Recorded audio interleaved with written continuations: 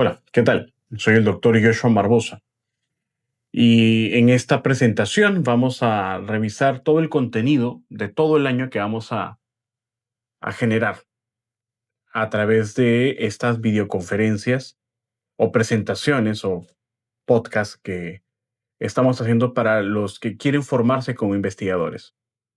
Este programa que se encuentra totalmente en YouTube y que también vamos a ir colocando ciertas cositas en otras redes sociales. Está dirigido a todos aquellos investigadores nuevos, investigadores jóvenes o profesionales que quieren dedicarse a hacer investigación y generar conocimiento con sus investigaciones. Bueno, en primera instancia, esta presentación va a tratar de poder desmenuzar todos los elementos que el investigador debe de tener como herramientas, debe de tener como estrategias. Para mí es muy importante de que el nuevo investigador primero se forme, pero que en paralelo desarrolle investigación. Sin embargo, lo anterior es esencial. O sea, no puedes tú investigar sobre lo que no sabes, tanto desde el tema o problema de investigación que quieres hacer, como también por la metodología de la investigación que quieres aplicar. Por ejemplo, si yo quiero hacer un estudio de cohorte, lo correcto es que yo sepa tanto del diseño de cohorte como también del problema que quiero abordar. O sea, debo de convertirme en un experto en el tema que quiero abordar. Y todo ese proceso se requiere con estudio. Y hoy día voy a explicar ciertos puntos que vamos a desarrollar durante el resto del año. Aspectos esenciales que todo investigador debe conocer. Yo he dividido estos aspectos esenciales en tres elementos. La triada nociológica, que tiene que ver con el conocimiento, con las competencias que tiene que tener todos los investigadores. Las buenas prácticas en investigación, que tiene que ver con los aspectos éticos.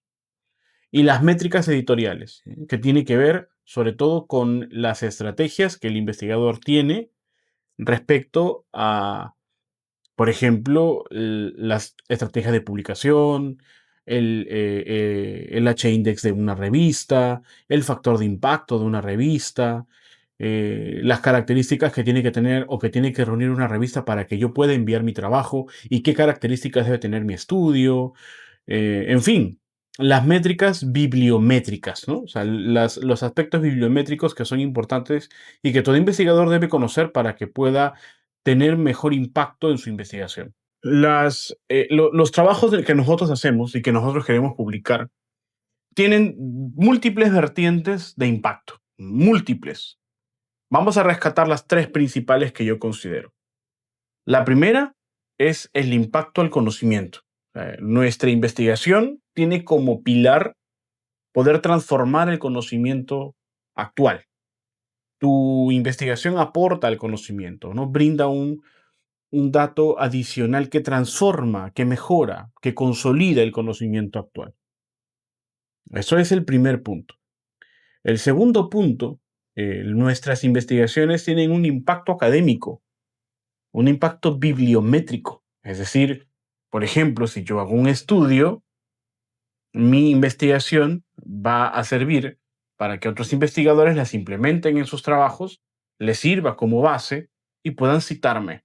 Esa citación se mide. ¿Y se mide en dónde? En las métricas editoriales, en las métricas de la revista. Entonces la revista utiliza esa información para poder exponer cómo se están, por ejemplo, citando los manuscritos, los trabajos publicados por un autor.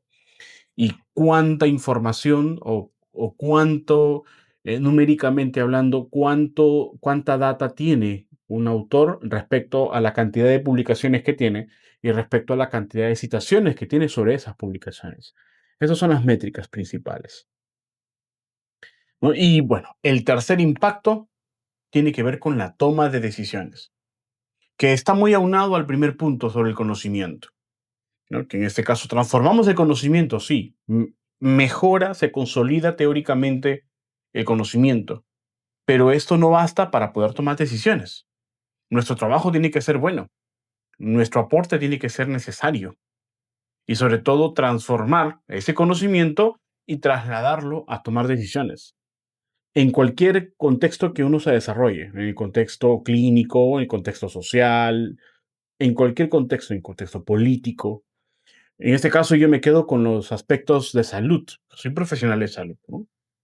Entonces, como tal, las investigaciones que yo hago, en este caso son investigaciones estrictamente clínicas, van a aportar a las tomas de decisiones, a la toma de decisiones, en aspectos clínicos que ayudarán a los médicos a saber si ese medicamento es mejor o es más eficaz o es eficaz comparado con un control, con los estándares, o si esta herramienta diagnóstica tiene mayor precisión en cuanto a la sensibilidad y especificidad, etcétera. Estos son mis aportes. Entonces, mi trabajo tiene que ser lo suficientemente bueno y reunir la cantidad de evidencia posible para que sintetizado se pueda o le pueda ayudar al clínico, al médico o al resto de profesionales de salud a poder decidir si una intervención, o si un diagnóstico, o si un tratamiento, o si un factor de riesgo es el más adecuado para poder resolver un problema en general. Ese es mi aporte.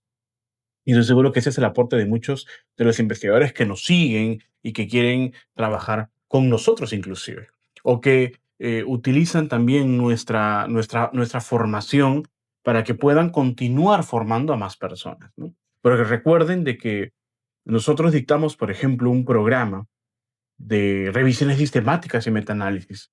Y durante 16 semanas formamos a estos investigadores. Durante 16 semanas generamos un proceso paulatino, ¿no? Que va desde la pregunta de investigación, incluyendo el protocolo, vamos revisando el protocolo y semana a semana desarrollamos la búsqueda de la información, la selección de los estudios, la evaluación de riesgo de sesgo, después de la extracción de los datos, el metaanálisis, se genera el manuscrito y se envía a una revista cuando ya terminamos la semana número 16 aproximadamente. A la fecha, pues nos ha servido porque hemos tenido varios trabajos publicados, ¿no? Y eso es interesante porque les ayuda a los investigadores que quieren formarse a tener ese primer empujón en la carrera del investigador, ¿no? Es decir, el primer impulso que necesita el investigador, no solamente ese conocimiento que les voy a brindar durante el resto del año a través de estos videos, que como podrán ver, a partir de los siguientes serán exclusivos para los miembros del canal de YouTube que tenemos, los miembros premium del canal de YouTube y los miembros investigadores adscritos. Y estas herramientas son metodológicas, pero también están las herramientas propias del investigador, es decir, los artículos científicos. O sea, entonces, cuando los investigadores quieren empezar a trabajar conmigo, yo les propongo pues que se unan a mi grupo de investigación a través de los entrenamientos. Aprenden, pero también publican. A la fecha hemos publicado varios artículos, ¿no? Ya durante estos 2 años que venimos trabajando en estos entrenamientos y también los denominados focus group, que son estudios posteriores, ¿no? Estudios posteriores a el entrenamiento principal, al entrenamiento básico de 16 semanas, son estudios posteriores en donde el investigador ya va directamente al grano, con otros artículos, con nuevos estudios, en una velocidad mucho mayor. Tenemos el chance de que publicamos hasta 2 artículos por grupo, ¿no? El protocolo que se envía a Próspero, que es un sistema de registro normal, y luego el protocolo a una revista científica, y después el manuscrito. Entonces los estoy invitando para que puedan pertenecer a este tipo de programas que nosotros damos en el grupo Tau, el grupo que dirijo. Muy bien, entonces estos 3 elementos, estos 3 aspectos esenciales que todo investigador debe conocer, empieza con la tríada nociológica, es decir, el conocimiento sobre la metodología de la investigación y estadística, la interpretación de artículos científicos y la redacción y publicación científica. Estos 3 elementos que los voy a desmenuzar y que van a contener a los otros 2 aspectos esenciales, que son las buenas prácticas en investigación, que como mencioné, tiene o está relacionado, está implícito dentro de la ética en investigación, es decir, los aspectos elementales, éticos, en la regulación, por ejemplo, del tratamiento con personas, con animales inclusive, y también la ética en la redacción y publicación científica, que voy a hacer mucho ahínco en estas presentaciones durante todo el resto del año. Ojo que estas presentaciones están en paralelo al curso que estamos haciendo en R, en estadística en R, que lo van a poder ver también en su plataforma de este canal de YouTube. Por otro lado están las métricas editoriales, ¿no? Las métricas editoriales, y que también van a estar implícitas en estos elementos que mencioné. Respecto a la metodología de la investigación y estadística, hay varios elementos aquí que ustedes pueden ver. Obviamente esto es un primer paso, porque vamos a ver dentro de cada elemento de la metodología de investigación y estadística muchas cosas más, ¿no? Por ejemplo, empezar con la estructura de la pregunta de investigación, o sea, con la formulación y la estructuración de la pregunta de investigación. Es menester saber, ¿no?, cuáles son los elementos que componen la estructura, ¿no? Pues todo el mundo piensa que cuando se formula una pregunta de investigación necesariamente es la pregunta pico, cuando no es así. La estructura de la pregunta de investigación está en función de los diferentes diseños de investigación. PICO, PICO, que es para los estudios de intervención, como los ensayos controlados aleatorizados, o las revisiones sistemáticas de ensayos controlados aleatorizados. Está la pregunta PEO o PECO también, ¿no?, que tiene que ver con la población, la exposición y los outcomes en estudios observacionales, por ejemplo.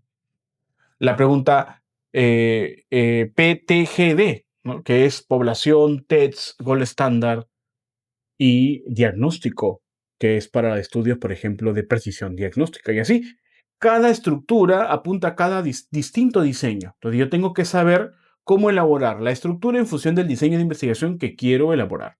Entonces, todo eso lo vamos a detallar aquí también en este programa a través de este canal de YouTube. Por otro lado está la búsqueda de información en bases de datos. Nuevamente, para mí es muy importante que el investigador aprenda a dominar las bases de datos. No solamente porque pueda hacer o no una revisión sistemática, sino porque es necesario que, si tú te estás formando como investigador, sepas de primera mano, de primera mano, cómo utilizar la base de datos PubMed, por ejemplo, cómo utilizar la base de datos Scopus, por ejemplo, la base Web of Science, por ejemplo, ¿no? Entonces, a veces la que tengas a la mano es la más importante. La idea es que puedas utilizar esas bases para poder conseguir la mayor cantidad de referencias que sirvan como una base con miras a tener un acervo bibliográfico mayor para tu trabajo de investigación.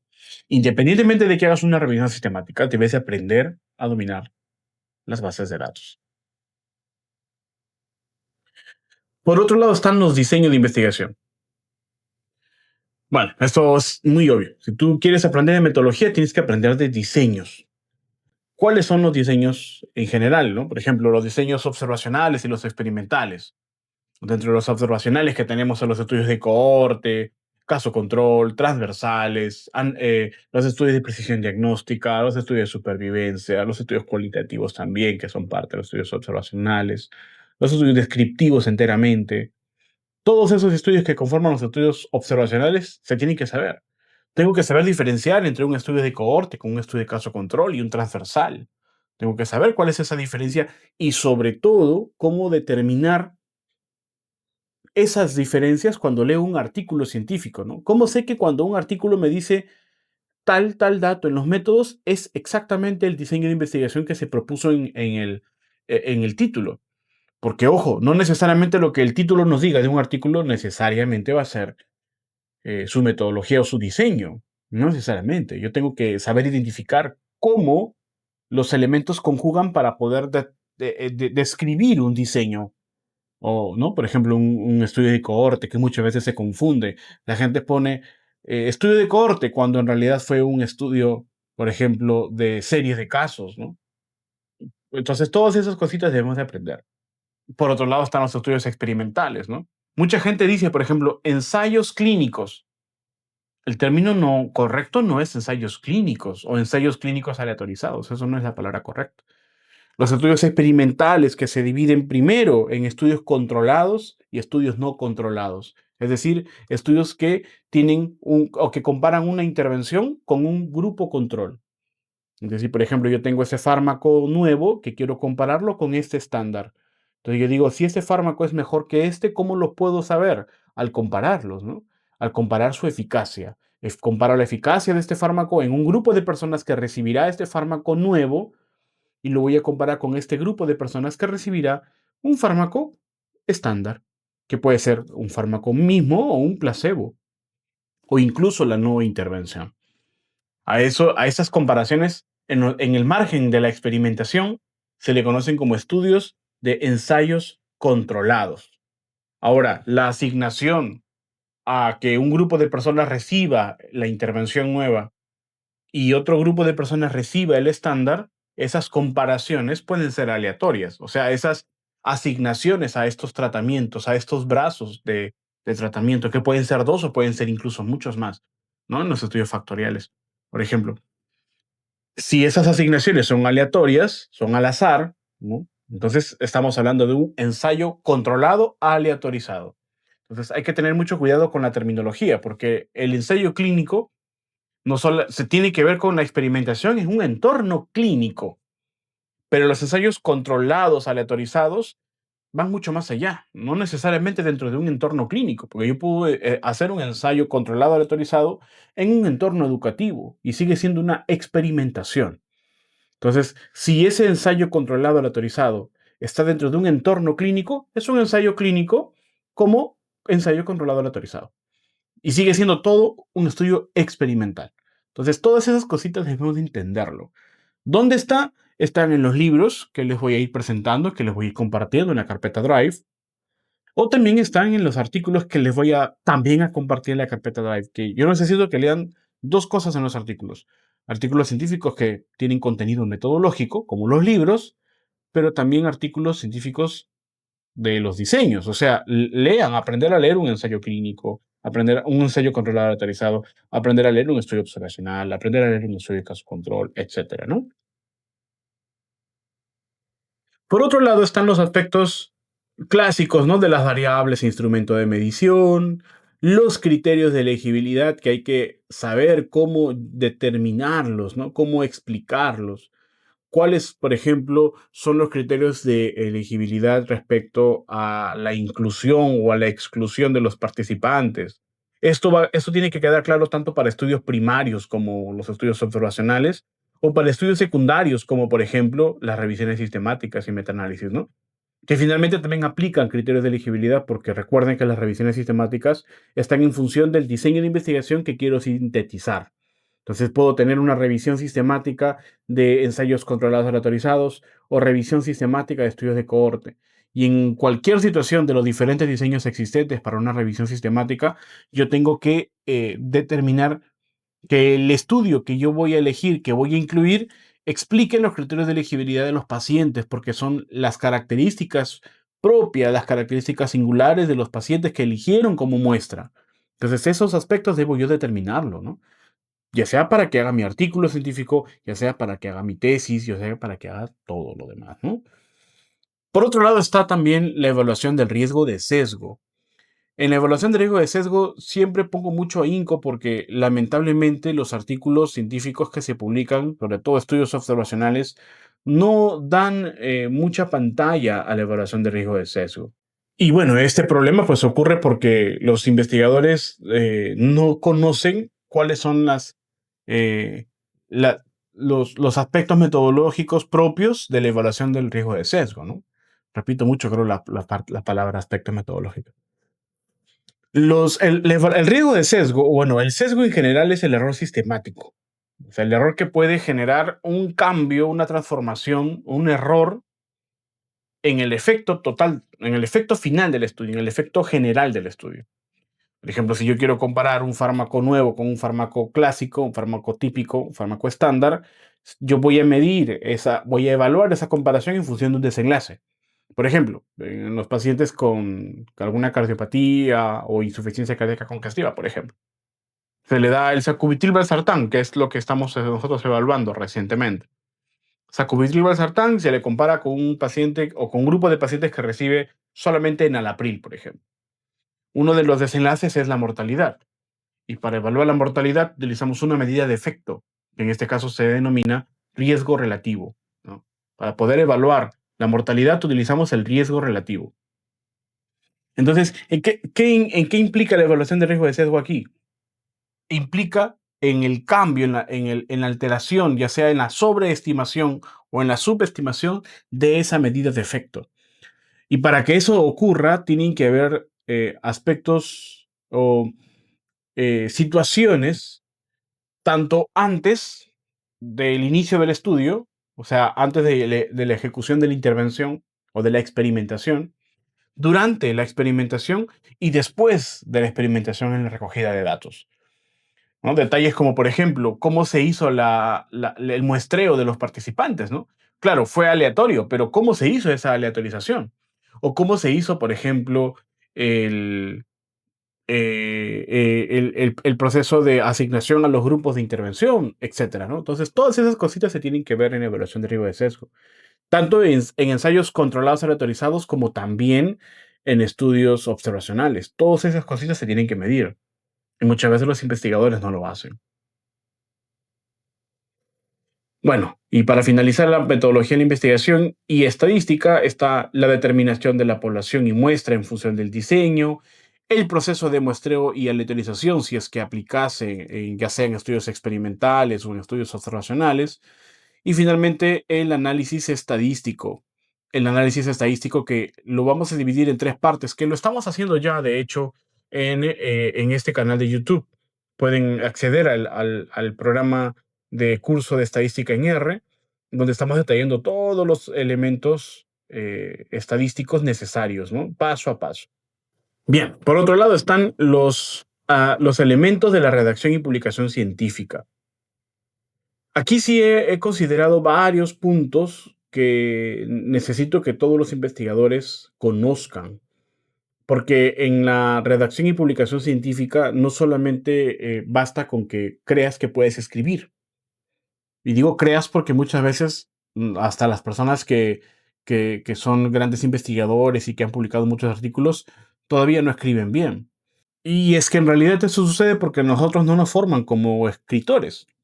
Nosotros muchas veces escribimos con un español o un inglés muy malo, porque no nos preparamos en gramática, porque nosotros podemos analizar la información, sintetizar la información, describir la información, pero transcribir ese dato a un párrafo correctamente escrito, con signos de puntuación correctos, con gramática correcta, con concordancia entre párrafo y párrafo correcto, muchas veces es complicado. Pero hay estrategias para poder solucionarlo, ¿no? Entonces, empezamos aquí con la redacción y publicación científica en cuanto a la estructura de los diferentes tipos de artículos. Ojo que lo que yo estoy dando aquí son los elementos que vamos a ver durante el resto del año y que obviamente les va a servir como un checklist, ¿no? Yo quiero convertirme en investigador, ¿qué cosas debo de saber? Muy bien. Entonces, en cuanto a redacción y publicación científica, necesito que primero te aprendas y sepas diferenciar los diferentes tipos de artículos, o en este caso, diferentes tipos de publicaciones. No es lo mismo un artículo original que una carta al editor, una editorial, una comunicación breve, un reporte de caso, que es como si es que es considerado este estudio descriptivo como un tipo de artículo, una revisión de literatura, ¿no? Entonces, todos esos datos o tipos de publicación se tienen que aprender a diferenciar. Por ejemplo, las revisiones sistemáticas en algunas revistas todavía son consideradas como revisiones. O sea, no lo consideran como artículo original, cuando en realidad sí lo es. Entonces, va a depender de la revista. Ustedes tienen que aprender a diferenciar los diferentes tipos de publicaciones, ¿no? Dentro de ello está la estructura IMRD, ¿no? En los artículos originales, la estructura IMRD es la estructura básica que tienen que aprender a cómo reestructurarla, ¿no? Cómo escribir la información dentro de esta estructura. Por otro lado están las normativas de reporte. Tiene que ver aquí necesariamente con las guías que le denominamos guías de declaración. Ojo que muchas veces hay mucha confusión, mucha confusión con las guías de declaración y la lectura crítica. Dice, vamos a hacer lectura crítica. Abran las guías de declaración. No tiene nada que ver una cosa con la otra. Las guías de declaración son checklists, ¿no? Checklists que nosotros enviamos a la revista, en este caso al editor o al editorial, o al cuerpo editorial, o a quien recibe, el encargado o encargados de recibir nuestro manuscrito, para indicar que estamos cumpliendo con todos los elementos de estructura de nuestro manuscrito, según el diseño de investigación y el tipo de publicación que estamos haciendo. Entonces, ese checklist le permite al editor decidir si es que estás elaborando una estructura. Ahí para el editor sí es muy decisorio saber si tu trabajo está cumpliendo realmente con la información completa como artículo, como manuscrito, ¿no? Estructuralmente. ¿Dónde encuentro todas estas normativas de reporte, estas guías de declaración? En la página web de Equator Network, ¿no? Ahí vamos a encontrar las guías Prisma 2020, las guías Consort, las guías Strobe, las guías Start, las guías, etcétera, para todos los diferentes diseños. Ojo que acá también cabe resaltar que muchas veces he visto esto, me parece muy curioso que que haya mucha ignorancia respecto a esto. He visto publicaciones, publicidades de cursos que dicen: vamos a hacer una revisión sistemática con la metodología PRISMA. Ojo que, por ejemplo, ¿no? O vamos a enseñar un curso de ensayos clínicos con la metodología CONSORT. Entonces, eso no es correcto, ¿no? No existe metodología PRISMA, no existe metodología CONSORT, ¿no? PRISMA 2020 y CONSORT son guías de declaración, o sea, es un checklist que, si bien PRISMA, la declaración PRISMA, tiene elementos conceptuales para indicar cómo debe ir estructurado nuestro manuscrito, es simplemente una guía, no es un método. El método está, por ejemplo, el método de revisiones sistemáticas se propuso desde la colaboración Cochrane y que se ha ido con el tiempo abriendo a otros aspectos que han agregado a sus métodos y que es fabuloso ahora y que se sigue cada vez innovando, ¿no? Ahora, por ejemplo, con el advenimiento de la IA y con el crecimiento exponencial de las ventajas que nos ofrece la IA, pues genial, las revisiones sistemáticas están cada vez mejorando en cuanto a la calidad y cantidad de información. Entonces, eso es muy, muy, muy, muy importante reconocerlo. Entonces, no tiene nada que ver metodologías con declaraciones. No existe metodología Prisma, para empezar. Bien, entonces en base a ello, algunas estrategias de redacción del artículo, como por ejemplo para que aprendas a redactar la introducción, cómo se redacta la discusión, ¿no? La citación y estilo de referencias tiene que ver mucho también con las estrategias de redacción, que muchas veces confundimos los estilos de referenciación, o sea, APA, AMA, Vancouver.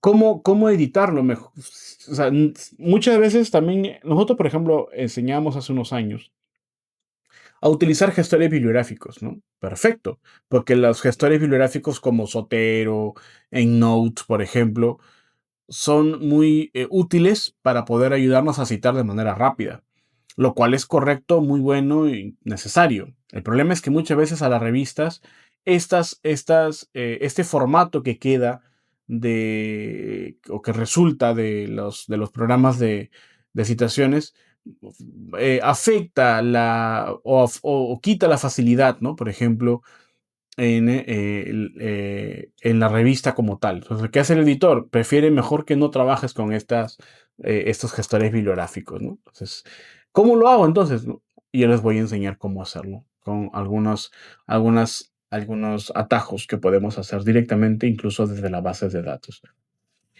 Y en ese camino está la IA de apoyo a la redacción científica. ¿Cómo utilizar la inteligencia artificial para el apoyo a la redacción? Por ejemplo, hay muchas IAs que nos apoyan. Por ejemplo, yo uso ChatGPT para ayudarme a estructurar, ¿no? Como un esqueleto lo que voy a escribir en mi introducción y en mi discusión, por ejemplo, ¿no? A partir de ese esqueleto yo empiezo a escribir. No escribir, obviamente, con una estructura previa que me pudo haber nacido o inspirado de los artículos que ya leí, ¿no? Entonces, identifico estructuras, patrones y voy escribiendo un propio texto que está muy bien armado. La IA me ayudó para ello. Por ejemplo, estoy escribiendo en inglés y yo no soy nativo del inglés. ¿Qué traductor puedo utilizar? Hay traductores con IA que nos ayudan a mejorar esta barrera, ¿no? A romper esa barrera del idioma. O por ejemplo, si estoy utilizando una IA para traducir el artículo y escribir mejor, pero como no soy nativo, la gramática puede estar pues mala, ¿no? Entonces hay páginas con inteligencia artificial que nos ayudan a mejorar también la gramática o incluso nos ayudan a reducir, si es que esto sucede, o a mejorar nuestra redacción si es que se detecta hecha con IA, por ejemplo, ¿no? No hablo de humanizar, hablo de mejorar la redacción, porque la humanización, que hay programas que humanizan, dice lo que tú escribes con IA, lo cual no es, lo cual ya es incorrecto. Esta humanización sigue siendo una IA, ¿no? Entonces no es creíble. Por ejemplo, páginas como Killbot nos ayudan a mejorar nuestra gramática y a proponer una nueva forma o una forma de parafraseo de tal manera que que tenga sentido lo que se está escribiendo, ¿no? Eso es lo interesante del uso adecuado de las IAs para el apoyo en la redacción científica, ¿no? Por otro lado está la selección de la revista.